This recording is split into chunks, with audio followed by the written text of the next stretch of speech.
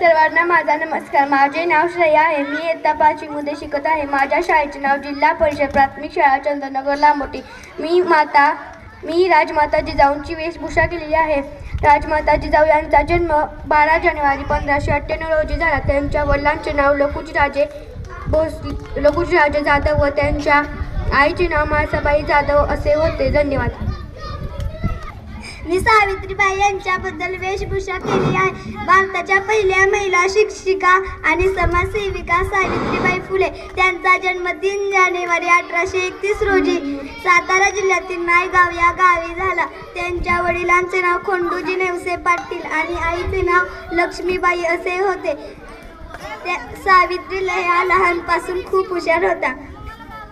त्यांनी बालविवाह, सतीप्रथा आणि जातीभेद या वाईट प्रथांना विरोध केला. धन्यवाद. नमस्कार, माझे नाव समीक्षा आहे. मी सईबाई यांची वेशभूषा केली आहे.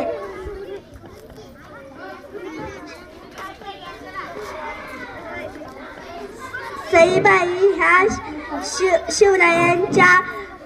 शिवरायांच्या पत्नी होत्या. शिवाजी महाराजांनी समुद्रात सिंधुदुर्ग, विजयदुर्ग असे भक्कम किल्ले जिंकले होते.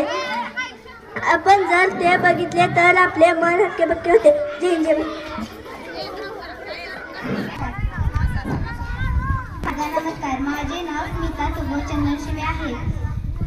मी रमाई आंबेडकर यांची वेशभूषा केली आहे. मी रमाई भीमराव आंबेडकर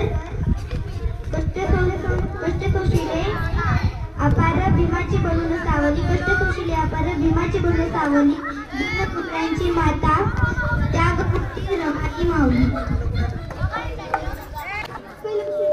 मी आहे भारताची पहिली महिला IPS अधिकारी किरण बेदी. मी पोलीस अधिकारी असताना अनेक मोठ्या जबाबदाऱ्या पार पाडल्या.